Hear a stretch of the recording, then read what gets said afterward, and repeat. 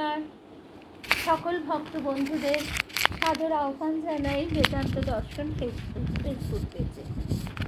বেদান্ত দর্শন ফেসবুক পেজে আজকে আমরা প্রাচীন ভারতের সাধক প্রসঙ্গে শ্রী লোকনাথ বাবা, শ্রী লোকনাথ ব্রহ্মচারী তার অনুধ্যান শুনছি। তার অনুধ্যান আমরা শুরু করেছি, আজকে আমরা মধ্য পর্যায়ে আছি। এখানে আমরা ক্রমশ দেখছি যে শ্রী শ্রী লোকনাথ ব্রহ্মচারী তিনি কীভাবে তার গুরুর নির্দেশে সমতলে নেমে এসেছেন।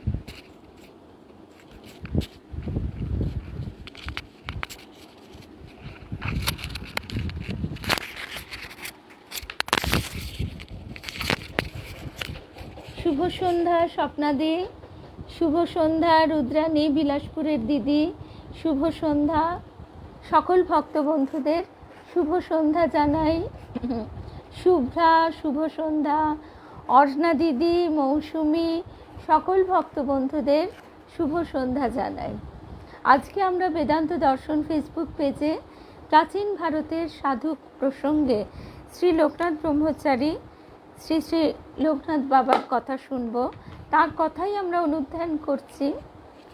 আর তার কথা আমরা এখন যে জায়গায় আছি সেখানে আমরা দেখছি যে তিনি তার গুরুর নির্দেশে কিভাবে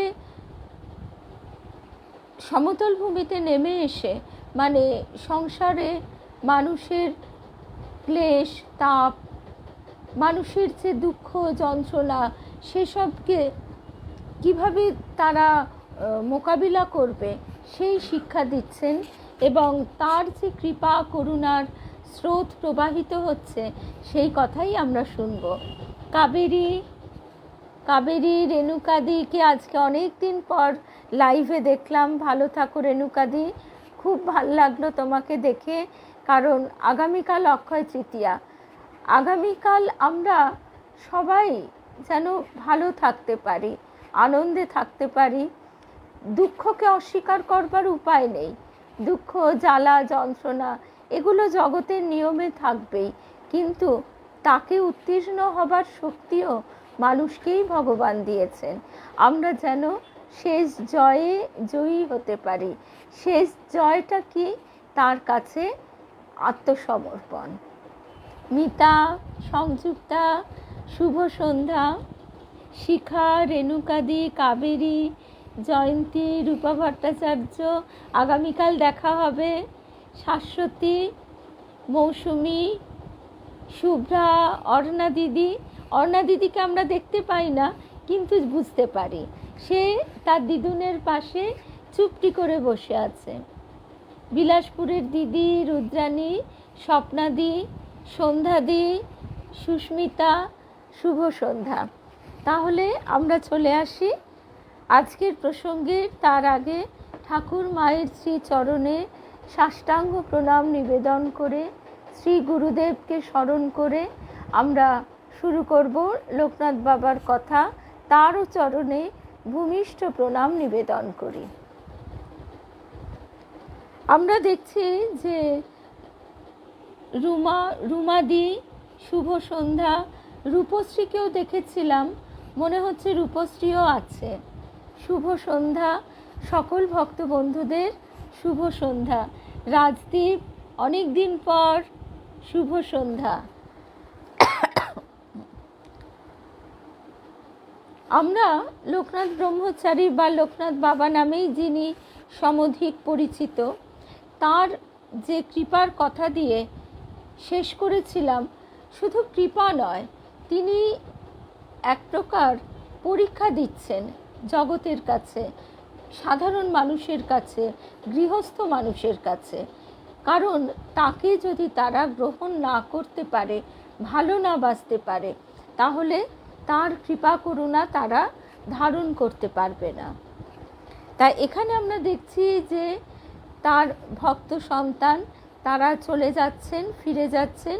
প্রখর রোদের দিন, সেই সময় মেঘের সূচনা হয়ে কিভাবে আকাশ ছেয়ে গেল, এবং তারা অবাক হয়ে লোকনাথ বাবাকে জিজ্ঞাসা করলেন।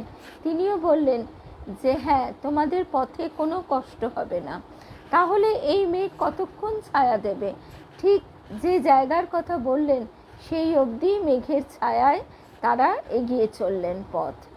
তারপর আর তাদের কোনো কষ্ট হলো না।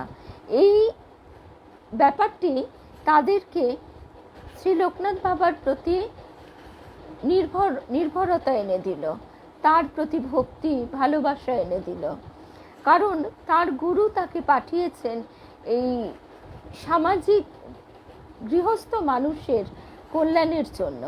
এবার তাদেরকে তিনি কিভাবে আকর্ষণ করবেন, এইভাবে একটু একটু করে তিনি নিজেকে প্রকাশ করছেন। ব্রহ্মচারী হেসে উত্তর দিলেন, তোমরা ঢাকার উপকণ্ঠে দয়াগঞ্জ অবধি পৌঁছলে তবে মেঘের আবরণ সরে যাবে, কড়া রৌদ্র উঠবে। ঠিক নির্দিষ্ট স্থানটিতে পৌঁছানো মাত্রই মেঘের স্নিগ্ধ অঞ্চলের আবরণটি টুটে গেল। খরতাপ জর্জরিত গ্রীষ্মের মধ্যাহ্নে আবার এই ভদ্রলোক কয়টি তক্ষুনি বারুদিতে ফিরে এলেন এবং লোকনাথের চরণে নিপতিত হন।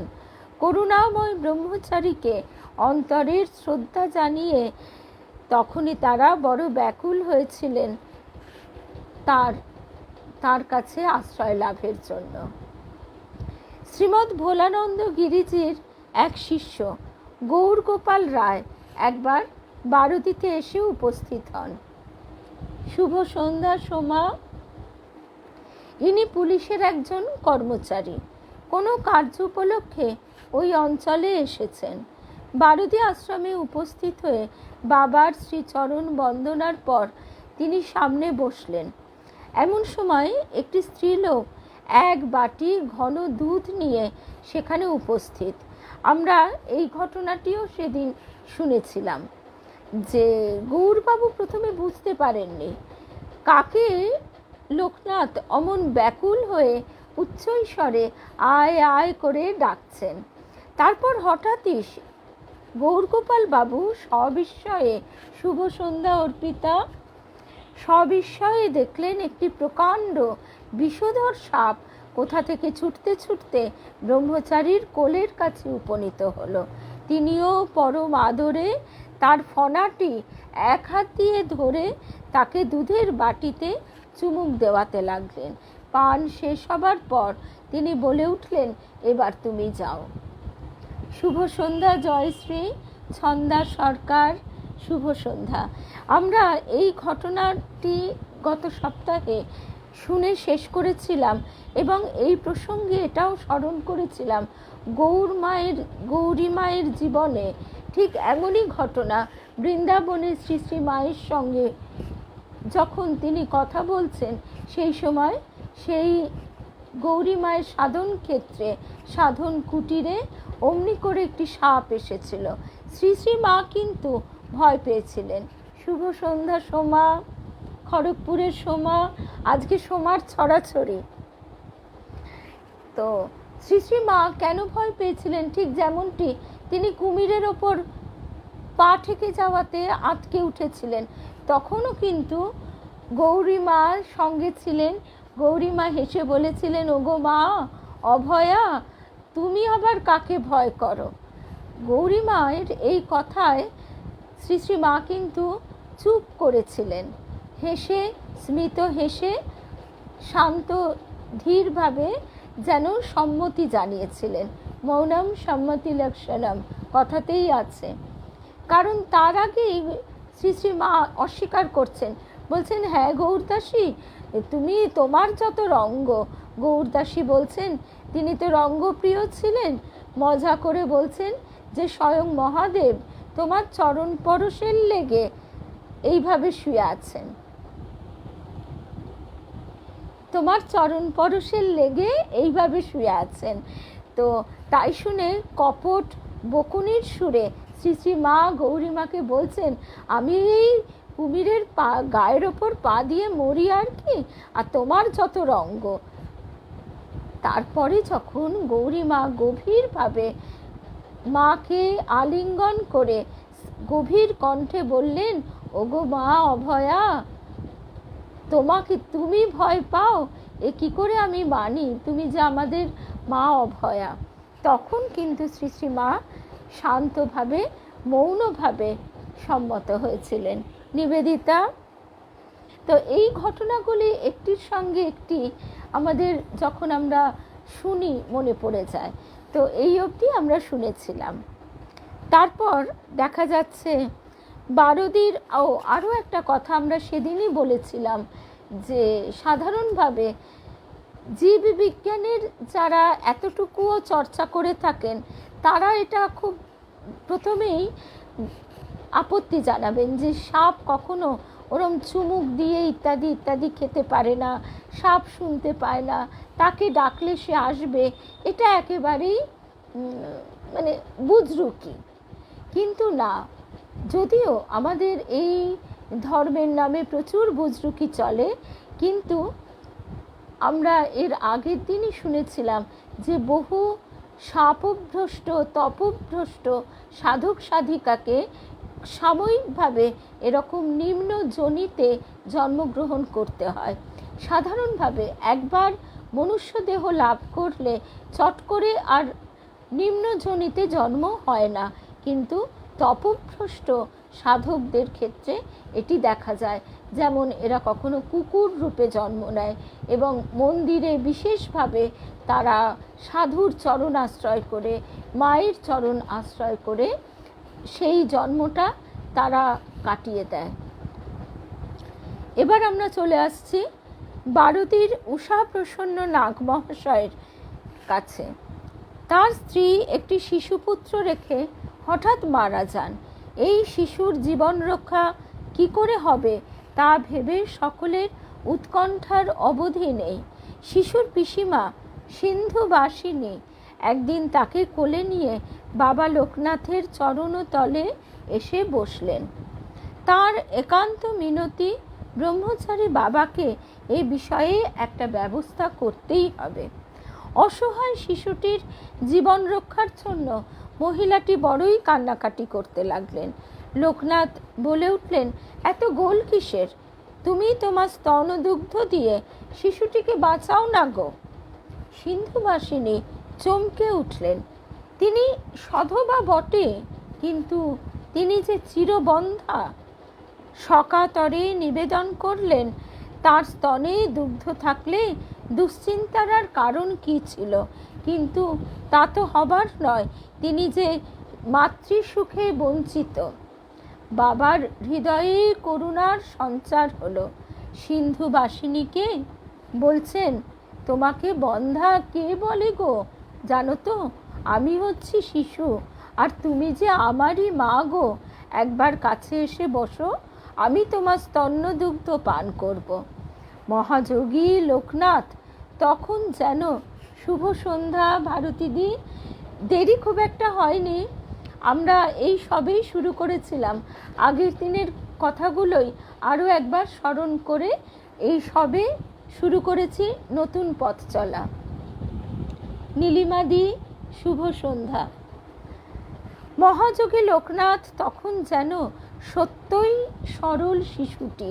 মাতৃজ্ঞানে তিনি সেদিন এই বন্ধা নারীর স্তন্যধারা পান করেন, আর এর পর থেকে সন্তানবতী নারীর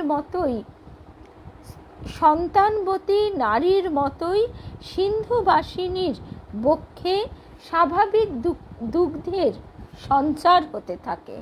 বিজ্ঞান কখনোই এর মীমাংসা করতে পারবে না। এই স্তন্যধারা পান করে শিশুটির প্রাণ রক্ষা পায়, ব্রহ্মচারী বাবার কৃপায় বেঁচে ওঠে, তাই তার নাম রাখা হয় ব্রহ্মপ্রসন্ন। সেদিন লোকনাথ তার আশ্রম কুটিরে ভক্ত দল পরিবেষ্টিত হয়ে বসে আছেন। একদম আমাদের কাছে অবিশ্বাসীর কাছে গল্প কথা, কিন্তু আমাদের কাছে ঠাকুরের ওই কথাটি মনে হয় যে তার জগতে অসম্ভব বলে কিছুই নেই।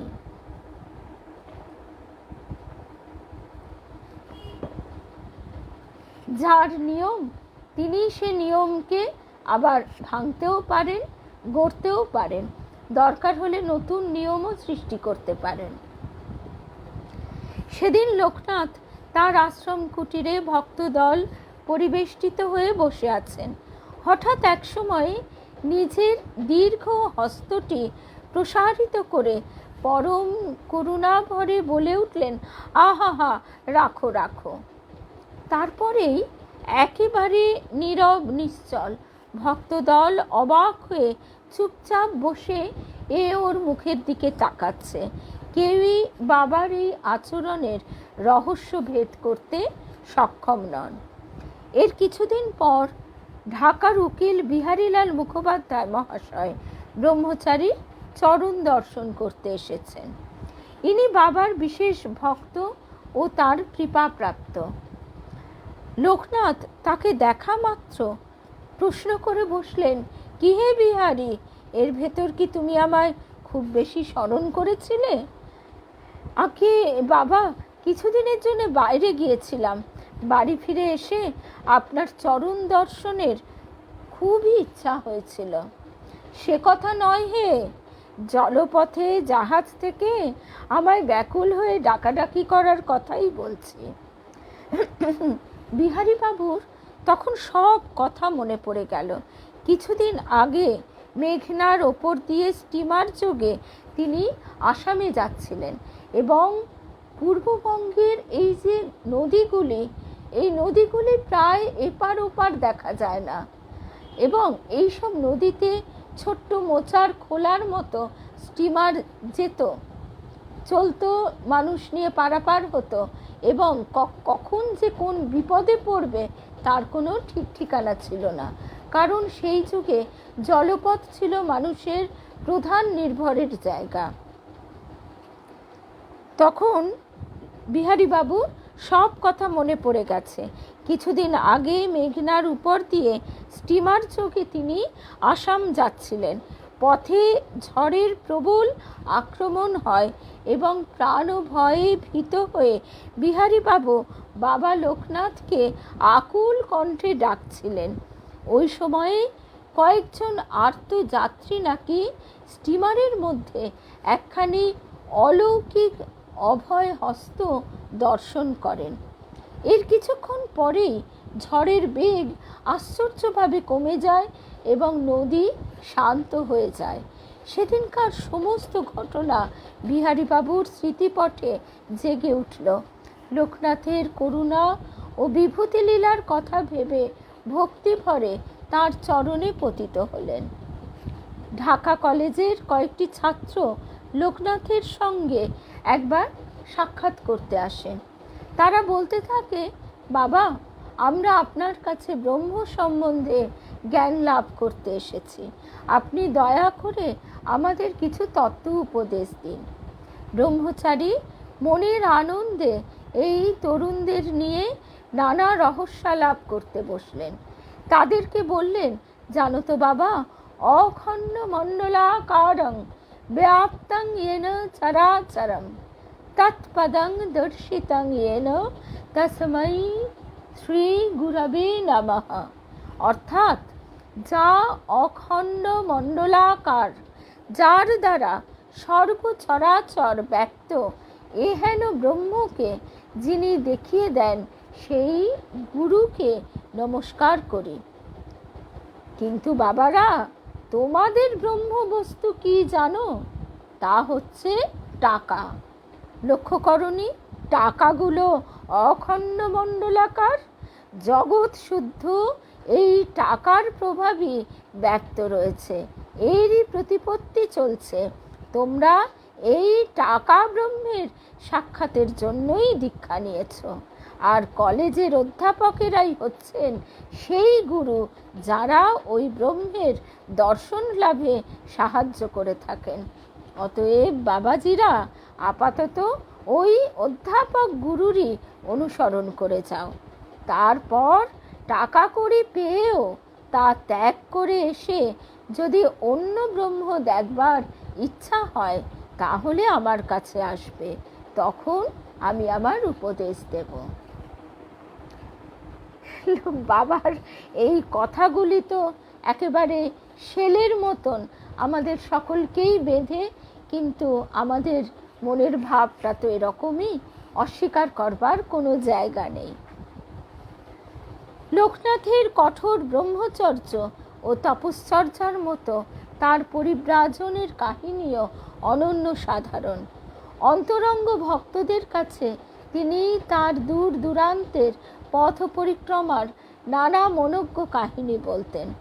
তার কথা শুনে বোঝা যেত হিমাচল এবং মেরু প্রদেশের দুর্গম তুষারাবৃত অঞ্চল থেকে শুরু করে চীন, আরব, ইউরোপের নানা দেশ পর্যটন তিনি অক্লেশে করেছেন, কোনোটাই বাদ রাখেননি।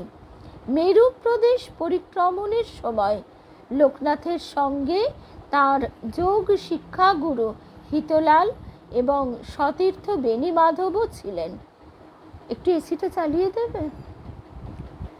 উলঙ্গ জটাজুট সমন্বিত সন্ন্যাসীদের গাত্রচর্ম বিবর্ণ হয়ে গেছে। কৃচ্ছব্রতের কঠোরতায় দেহ বিশীর্ণ। স্বাভাবিক মানুষ বলে তাদেরকে চেনাই দুষ্কর। তাই চীন দেশের মধ্যে দিয়ে প্রত্যাবর্তনের কালে সরকারি রক্ষী দল এদের গতিরোধ করে দাঁড়ায়। কিছুকাল বন্দি অবস্থায় রাখবার পর চীন সরকার বুঝতে পারেন এরা কঠোর তপশ্চর্যায় নিরত ভারতীয় যোগী, তাই এদেরকে মুক্ত করে দেওয়া হয়।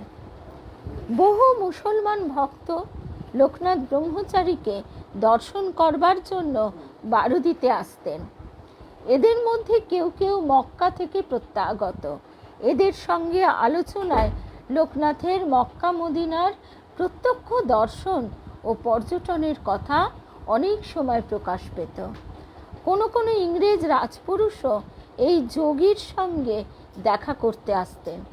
তখন কথা প্রসঙ্গে লোকনাথ রহস্য ভরে কখনো কখনো দেখাতেন ফরাসিগণ কোন কোন ইংরেজি শব্দ কিভাবে বিকৃত করে উচ্চারণ করেন।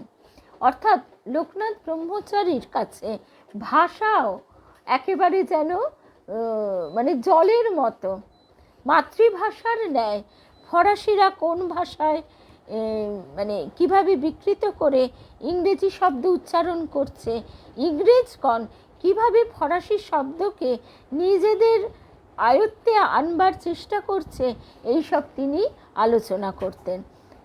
স্পষ্টই বোঝা যেত আটলান্টিকের তীর অবধি সিদ্ধাবস্থায় তিনি পরিভ্রমণ করেছেন এবং এই পরিভ্রমণকালে তিনি যখন সাধারণ মানুষের পাশ দিয়ে হেঁটে গেছেন তখন তাদেরকে কিভাবে তিনি লক্ষ্য করেছেন, কিভাবে তাদের জীবনযাত্রা লক্ষ্য করেছেন, এবং সেইটি তার কাছে তখনই একেবারে ছবির মতন মনের পটে আঁকা হয়ে গেছে।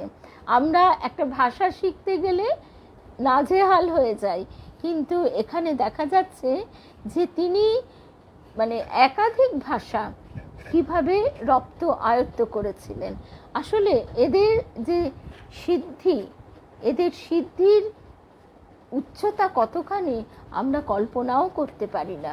শুভ সন্ধ্যা শর্মিলাদি, মধুরিমাদি, শুভ সন্ধ্যা। মধুরিমাদি, অনেক দেরি হয়ে গেল গো তোমার। আমরা মোটামুটি কিন্তু 8:30 থেকে শুরু করেছি, এখন 9টা বাজে।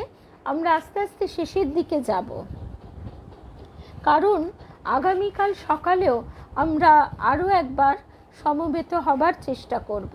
তার কারণ হচ্ছে আগামীকাল অক্ষয় তৃতীয়া। অক্ষয় তৃতীয়ার দিন আমাদের উচিত সম্পূর্ণ সাত্ত্বিকভাবে থাকা এবং নিজেদের মনকে সত্য গুণের দ্বারা আমরা যাতে প্রভাবিত করতে পারি। পরিচ্ছন্ন থাকা, বাইরে শুধু নয় অন্তরে। বাহ্যিক শুচিতা আমরা অনেকেই রক্ষা করে চলতে পারি, কিন্তু একটু আগেই পড়ছিলাম যে শুচিতা রক্ষা করতে করতে শুচিবায়ুগ্রস্ত হয়ে পড়লে কি হয়। ঠাকুর বলছেন তাদের সবসময় শুচি অশুচির একটা ভাব মনের মধ্যে থাকার ফলে তাদের মধ্যে উদারতা থাকে না, তারা ঈশ্বর চিন্তায় এগোতে পারে না। কারণ তাদের মনকে দখল করে থাকে ওই সূচি অসুচির ভাবটি।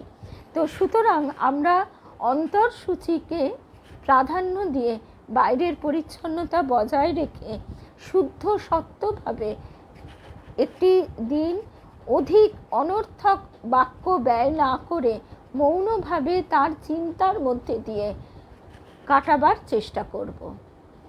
আর আমাদের আগামীকাল লালজির কাছে যাওয়ার কথা আছে। শ্রী শ্রী শারদেশ্বরী আশ্রম, গৌরী মায়ের যে আশ্রম, ঠাকুরের নির্দেশে এই টাউনে বসে কাজ করতে হবে, মা সেই কাজটি করছেন এবং শ্রী শ্রী মা সেই আশ্রমের দায়িত্ব নিচ্ছেন। কারণ গৌরী মা বলছেন তিনি কিচ্ছু চাইবেন না, তিনি জ্ঞান, ভক্তি, বিবেক, বৈরাগ্য ছাড়া গুরুর কাছে কোনো দিন কিছুই চাননি। তিনি মহাযোগিনী। তাই মা বলছেন তুমি যখন কিছু চাইবেই না গৌরদাসী, তখন তোমার এই মেয়েদের দায়িত্ব আমার, তোমার এই আশ্রমের দায়িত্ব আমার। শ্রী শ্রী মা তাই বলছেন এই আশ্রমের সলতেটি পর্যন্ত যে উস্কে দেবে তার কেনা বাঁধা বৈকুণ্ঠ। বৈকুণ্ঠ মানে স্বর্গ নয়, বৈকুণ্ঠ মানে যেখানে স্বয়ং নারায়ণ রয়েছেন, স্বয়ং নারায়ণ শ্রীরামকৃষ্ণ, অর্থাৎ তাঁর সান্নিধ্য লাভ করবে। তো আগামীকাল লালজির কাছে আমরা সমবেত হবার চেষ্টা, প্রার্থনা সবই করব। তার ইচ্ছা ছাড়া তো কোনোটাই সম্ভব নয়। আর একটি কথা, আমরা মায়েরা সকলকে বিশেষভাবে আমন্ত্রণ জানিয়েছেন, ঠাকুরের গলার যে রুদ্রাক্ষের মালাটি, সেইটি তিনি ষোড়শী পূজার কালে শ্রী শ্রী মায়ের চরণে নিবেদন করে দেন। সেই মালাটি মায়ের কণ্ঠে বরাবর থেকেছে। মা যখন প্রকট লীলা সমাপন করবেন, এমনকি তিনি কাউকে রাখছেন না কাছে, বলছেন আর পাবিনি, আমি মন উঠিয়ে নিয়েছি, আর হবে না, একে এখান থেকে নিয়ে যা। ন্যাড়াকে বলছেন, বিশেষ করে ন্যাড়া হচ্ছে মাকুর সন্তান, ছেলে। সেই ন্যাড়া দীর্ঘদিন বাঁচেনি, কিন্তু ওই ছোট্ট ছেলেটি মাকে সীতা বলতো এবং ওই 2-2.5 বছরের ছেলে সে মাকে মায়ের চরণে পদ্মফুল এনে দিত। সেই ন্যাড়ার থেকেও মা বলছেন মন তুলে নিয়েছেন। রাধু, মাকু, গৌরীমা পর্যন্ত চোখের জল ফেলে দরজার বাইরে বসে আছেন। গৌরীমাকেও বলেছেন তুমি এসো না। যে গৌরীমাকে পাওয়ার জন্য মা ব্যাকুল হয়ে থাকতেন, যে গৌরী মায়ের অদর্শনে মায়ের দিন কাটত না, স্বয়ং ঠাকুর যে গৌরী মাকে মায়ের কাছে নিয়ে গিয়ে বলেছিলেন দক্ষিণেশ্বরে নববতের সামনে দাঁড়িয়ে, ওগো ব্রহ্মময়ী, তুমি একজন সখী চেয়েছিলে, এই নাও এনে দিলুম। তো সেই গৌরী মাকেও তিনি কিন্তু তখন আর ঘরে ঢুকতে দিচ্ছেন না। দুর্গা মাকে নিয়ে গৌরী মা গেছেন। দুর্গা মা ছোট তখন। দুর্গা মাকে দেখে মা কাছে ডেকে বলছেন, গলা থেকে মালাটা খুলে নিয়ে এটি তোমার কাছে রাখো। দুর্গা মা ভয় পাচ্ছে যে এই রকম অমূল্য সম্পদ তার হাতে মা তুলে দিচ্ছেন। শরৎ দাদা আছে, শরৎ দাদা মানে স্বামী শারদানন্দজি। গৌরীমা শরৎ মহারাজকে গিয়ে বলছেন, শরৎ মহারাজ বলছেন না, মা যখন স্বয়ং খুকিকে দিয়েছেন, এটি খুকির কাছেই থাকবে। এই মালাটি আগামীকাল খুব সযত্নে শ্রদ্ধার সঙ্গে একটি সুদৃশ্য কাচের বক্সে সংরক্ষিত আছে। মায়েরা বলছিলেন আমরাও ইচ্ছা করলে মালাটি দেখতে পাই না। যেদিন আমাদের সন্ন্যাস হয় সেই দিন মালাটি আমরা জপ করি, আর যখন এরকম সবার জন্য দেখানো হয় তখনই আমরা দেখতে পাই, নচেত আমরাও দেখতে পাই না। আর মালাটি যে মা যখন লালজির সেবা করেন তখন জপ করেন। যেমন ভবানী মা বলছিলেন এখন মালাটি জপ করেন বৃন্দা মা। এর আগে বাণী মা করতেন, ভবানী মা করতেন, এখন বৃন্দা মা করেন। তো সেই মালাটির দর্শন পেয়ে আমাদের এই চর্মচক্ষু ধন্য হবে, আর আমাদের সংস্কার সংস্কারটি দৃঢ় হবে। তাহলে কালকে সময় হচ্ছে বিকেল 4টে থেকে রাত 8টা পর্যন্ত। কেমন? আর এই দিন মানে আগামীকাল অক্ষয় তৃতীয়ার দিন পুরুষ ভক্তরাও লালজির দর্শন লাভ করতে পারেন। লালজি নিচে নেমে আসেন, এই দিন নারী পুরুষ সবাই দর্শন পেতে পারেন। তাহলে আমরা মোটামুটি আজকের শেষ পর্যায়ে এসে গেছি। অনেক ভালোবাসা মধুরিমাদি।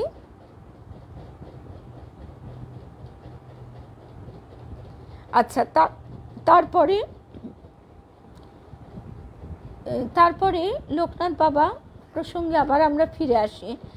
এর থেকে স্পষ্টই বোঝা যেত যে বাবা আটলান্টিকের তীর অবধি সিদ্ধাবস্থায় পরিভ্রমণ করেছেন এবং সেখানে যে দিন যাপন করেছেন তার কিছু কিছু কথা তার এখনো সুস্পষ্ট মনে আছে। মক্কা মদিনায় যাওয়া সম্বন্ধে ব্রহ্মচারী বাবা বলেছিলেন, আমি হেঁটে হেঁটে মক্কায় উপস্থিত হয়েছিলাম। ওখানকার মানুষজনেরা আমায় খুব আদর যত্ন দেখায়, তারা অতিথিপরায়ণ। তারা আমায় বলেছিল, আপনি স্বয়ং রসুই করে খেতে চান তো সিধা গ্রহণ করুন, মানে নিজে যদি আপনি রান্না করে খেতে চান, আর আদেশ পেলে আমরাও রসুই করে দিতে পারি। ওদের হাতে রান্না খেতে আমার আপত্তি না থাকায় ওরা পবিত্রভাবে কাপড় দিয়ে নিজেদের মুখ বেঁধে আমাকে রান্না করে খাওয়ায়। লোকনাথ ব্রহ্মচারী মদিনাতেও গিয়েছিলেন। সেই সময়ে তার সাধন আসনের সামনে প্রত্যহই স্থানীয় ভক্ত মুসলমানদের প্রচুর আনাগোনা থাকত এবং তারা তাকে প্রণাম করে লাড্ডু রেখে যেত। তার থেকে যৎসামান্য কিছু গ্রহণ করে তিনি তার ভক্তদের মধ্যে বিলিয়ে দিতেন। মরুভূমির মধ্যে দিয়ে কয়েকদিনের পথ অগ্রসর হয়ে লোকনাথ একবার এক শক্তিমান মুসলমান ফকিরের সাক্ষাৎ লাভ করেন। তার নাম আব্দুল গফুর। সেই সময় তার বয়স ছিল প্রায় 400 বছর। এই ফকিরের অলৌকিক ক্ষমতা সম্বন্ধে লোকনাথ বরাবরই অত্যন্ত উচ্চ ধারণা পোষণ করতেন। তাকে মাঝে মাঝে বলতে শোনা যেত, দেশ বিদেশের বহু স্থানে ঘুরে বেরিয়েছি, কিন্তু ত্রৈলঙ্গ স্বামী ও আব্দুল গফুরের মতো ব্রহ্মণ দেখিনি। ব্রহ্মণ মানে যিনি ব্রহ্মকে জানবার দিকে এগিয়ে গেছেন বা ব্রহ্মকে জেনেছেন। তত্ত্ববিদ লোকনাথের দিব্য দৃষ্টিতে সার্থক সাধক আব্দুল গফুর এক ব্রাহ্মণ তপস্বী রূপেই প্রতিভাত হলেন। আচ্ছা, আমরা এই গতকালের কথা বলতে বলতে একটু অন্যদিকে চলে গিয়েছিলাম, তা মূল কথাতে আবার বলে নিই যে সেই কারণে আমরা আগামীকাল পাঠচক্র একেবারে স্থগিত রাখব না। তার ইচ্ছায় এতদিন ধরে এত সুন্দরভাবে আমাদের এইভাবে ঠাকুর মা এগিয়ে নিয়ে চলেছেন পাঠচক্রের মধ্যে দিয়ে, তাই আগামীকাল এই বিশেষ দিনটি আমরা কখনোই স্থগিত রাখব না। আমরা সন্ধেবেলা পারছি না, তাই আগামীকাল সকালবেলা 11:30 কি 11টা, আমি পরে সময়টা লিখে দেব, আমরা আবারও কিছুক্ষণের জন্য সমবেত হব, ঠাকুর মায়ের কথা শুনব। আমরা সবাই এই বিশেষ দিনটিকে যেন ঠিকভাবে স্মরণ এবং মনন করতে পারি। কেমন? তাহলে আবার সকালে দেখা হবে কাল। তারপর আবার আমরা যে কথায় ছিলাম, সমদর্শী লোকনাথের দৃষ্টিতে শুধু জাতিবর্ণের ভেদযুক্ত মানুষ কেন, কোনো জীবজন্তুর পার্থক্য বুঝি ধরা পড়ত না। তিনি নিজেই এ বিষয়ে নানা বিস্ময়কর কাহিনী ভক্তদের শোনাতেন। সমতল ভূমিতে অবতরণের পূর্বে লোকনাথ ও তার সঙ্গী বেণীমাধব চন্দ্রনাথ পাহাড়ে অবস্থান করছিলেন। জনমানবহীন দুর্গম পার্বত্য অরণ্যে সিদ্ধ সাধকদ্বয় তাদের নিভৃত আশ্রয় তখন বেছে নিয়েছেন। সেদিন এই গহন অরণ্যে দুজনেই ধ্যানাবিষ্ট। সহসা তাদের চমক ভাঙল। ধ্যান ভঙ্গ হতে তারা চমকিত হয়ে দেখলেন অদূরে এক হিংস্র বাঘিনী ক্রুদ্ধ গর্জনে চারিদিক কাঁপিয়ে তুলছে। তার সামনে সদ্যজাত কয়েকটি শাবক। বাঘিনী ভয় পেয়েছে আসনে উপবিষ্ট সাধুরা পাছে তার শাবকগুলির কোনো ক্ষতি করে। বাঘিনীটি অনেকক্ষণ ধরেই সম্ভবত হুঙ্কার দিচ্ছিল, কিন্তু সাধকদের ধ্যান ভঙ্গ না হওয়ায় উত্তরোত্তর তার হুঙ্কার বৃদ্ধি পায়। তারপর লোকনাথের ধ্যান ভাঙল। তিনি বাঘিনীর সামনে গিয়ে হাত জোর করে নিজের ভাষাতেই বললেন, ওগো মা, তোমার কোনো ভয় নেই। তুমি তো মা, তুমি তোমার সন্তানদের নিয়ে এখানেই ঘুমিয়ে পড়ো। আমরা সাধু, আমাদের দ্বারা তোমার কোনো অনিষ্টের আশঙ্কা নেই। সিদ্ধ যোগীর প্রেমপূর্ণ বচনের তাৎপর্য বুঝতে হিংস্র পশুর এতটুকু ভুল হয়নি। ধীরে ধীরে সে শান্ত হয়ে সেখানে তার বাচ্চাদের স্তন্যপান করাতে থাকে। পরদিনও আবার সেই ভীম নিনাদ। লোকনাথ ধ্যানস্থ হয়ে ব্যাপারটি হৃদয়ঙ্গম করলেন। বাঘিনীটি নবপ্রসূতি। শাবকদের জন্য তার আহার তার যে দুগ্ধ প্রদান করবার অবস্থা, সেই অবস্থায় তার নিজের আহার সংগ্রহ করবার সেরকম ক্ষমতা নেই। তখন সে ভেবে পাচ্ছে না, সেই বাঘিনীটি যে কি করে তার বাচ্চাদের সে রক্ষা করবে, বা কি করেই বা সে নিজের আহার সংগ্রহ করবে। এবং আমরা জানি নার্সিং মাদার তাদের কত খিদে পায়। তো এখানেও ঠিক একই ব্যাপার। এই বাঘিনী মাটি সে ক্ষুধায় কাতর, এদিকে বাচ্চাদের ছেড়েও যেতে পারছে না। সেই জন্য সে দুশ্চিন্তা করে সাধুদের ধ্যান ভাঙাবার জন্য উচ্চ নাদ করছে। আজকের উচ্চ নাদের সঙ্গে গতকালের নাদের যে পার্থক্য লোকনাথ বুঝতে পেরে সঙ্গে সঙ্গে বললেন, ওগো মা, তুমি শিকারে যাও, তোমার সন্তানদের জন্য কোনো ভয় নাই, আমরাই ওদের দেখাশোনা করব।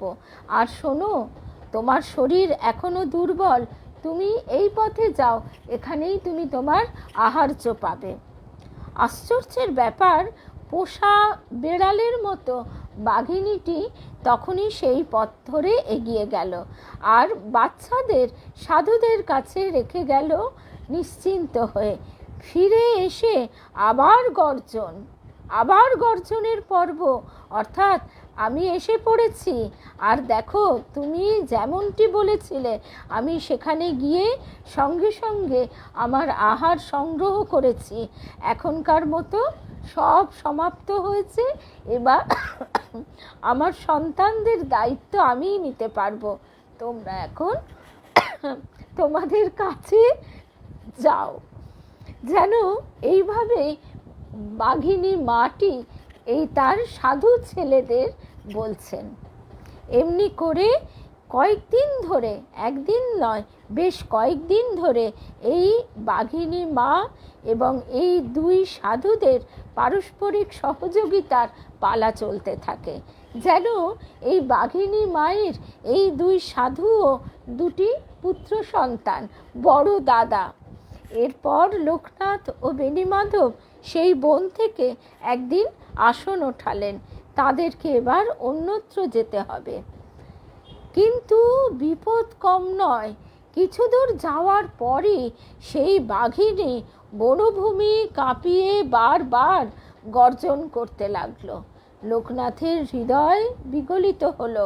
বেণীমাধবকে বলছে, বেণী, আমাদের মা বুঝি আমাদের যেতে দেবে না। ওরে, আজ তো আর যাওয়া হলো না। ফিরে এসে বাঘিনীর মাথায় হাত বুলিয়ে বললে, মাগো, তবে থেকেই গেলাম। যতদিন তোমার বাচ্চারা তোমার সঙ্গে শিকারে যাবার উপযুক্ত না হয় আমরা থাকবো। বুঝতে পেরেছি তোমার কথা। সঙ্গে সঙ্গে বাঘিনী চুপ। তার যেন আনন্দের সীমা পরিসীমা নেই। সে মাথা নিচু করে তাদের পায়ে মাথা ঘষতে লাগলো, ওই দুই সাধুর পায়ে। প্রতিজ্ঞাবদ্ধ লোকনাথ ও তার সঙ্গী 1 মাস ওই অরণ্যের মধ্যে ওইখানে বাঘের বাচ্চাদের লালন পালনের জন্য রয়ে গেল। তারপর একদিন দেখা গেল বাচ্চারা বেশ বড় হয়েছে এবং তাদের মাকে অনুসরণ করে তারা গভীর অরণ্যে প্রবেশ করছে। আর বাঘিনী মা বারে বারে আবারও গর্জন করে সেই সাধুদের, তার 2 সাধু পুত্রকে যেন অভিবাদন জানিয়ে ফিরে যাচ্ছে। অঙ্গীকার রক্ষা হয়েছে জেনে লোকনাথ এবার ওই অঞ্চল ত্যাগ করলেন। আসলে আমাদের অন্তর থেকে যখন একেবারে সম্পূর্ণরূপে কারো প্রতি বিদ্বেষ চলে যায়, ব্রাহ্মী স্থিতি হয়, তখন এইরূপ অবস্থা হয়। স্বামী অভেদানন্দজি মহারাজের যোগের উপর একটি বইতে এই কথাটি ব্যাখ্যা করা আছে যে সে যখন পরিপূর্ণভাবে বুঝতে পারে এই মহা চৈতন্যের মধ্যে সে ডুবে আছে, কোনো তফাৎ নেই, তখন তার যথার্থই আর ভয় থাকে না, হিংসা থাকে না, কিছুই থাকে না। এবং হিংস্র প্রাণীও তখন তাকে বন্ধুরূপেই গ্রহণ করে। এবং শুধু তাই নয়, তখন তাদের পারস্পরিক ভাষা বুঝতেও কোনো অসুবিধা হয় না।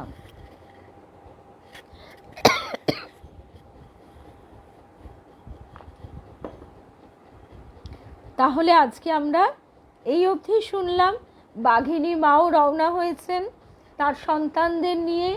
আবার লোকনাথ বাবা তিনিও রওনা হলেন ওই অঞ্চল ত্যাগ করে। আমরাও এবার আমাদের গৃহকর্মে রওনা দিই। আর এই ঠাকুর মায়ের কথা চিন্তা করতে করতে আজকের রাতটি শ্রীরামকৃষ্ণময় হয়ে উঠুক। আগামীকাল সকাল হোক শ্রীরামকৃষ্ণময় হয়ে। আমরা যেন ঠাকুর মাকে ভালোবেসে সেইভাবে পথ চলতে পারি, এটাই প্রার্থনা।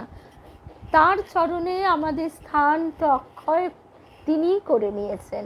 জয় রামকৃষ্ণ, জয় রামকৃষ্ণ, জয় রামকৃষ্ণ। আগামীকাল তাহলে আমাদের আবার দেখা হবে মা সারদা সেবাশ্রম ফেসবুক পেজ থেকে। জয় রামকৃষ্ণ।